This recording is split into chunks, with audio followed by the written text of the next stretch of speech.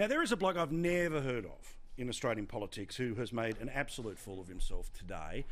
But before we get to that, as you know, we are having a battle right now around the country to make sure that Anzac Day is as normal as possible. Sure, socially distanced, 1.5 metres, masks if required, make sure that everyone over the age of 70, if they need it, can have a vaccination. Okay?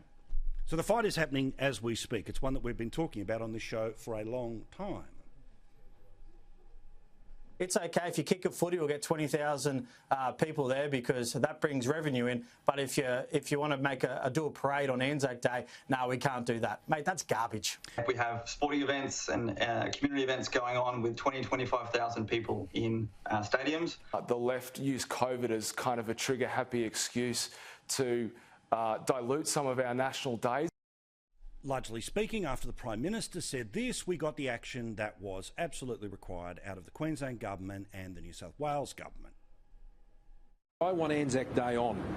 If people can party and if people can protest, then we can remember as a nation and honour our veterans on Anzac Day.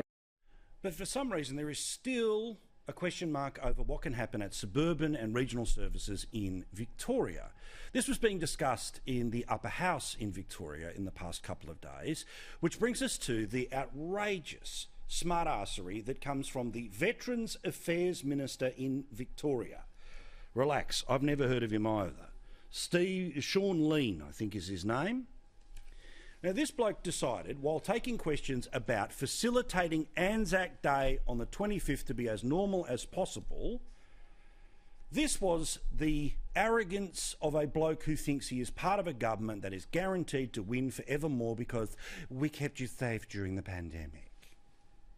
To the coalition members, you will get a chance to get your selfie looking all sad when you're putting the reef in front of there, when you push the war widows, when you push the veterans out of your way. Minister.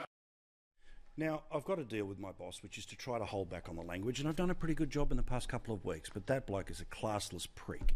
Seriously. This is what happens when you've got state governments who just think they're impervious, right? They see what happened in Western Australia. They saw what happened in Queensland. They see what's happened in the ACT, the Northern Territory. That because of the pandemic stuff, it covers all other sins.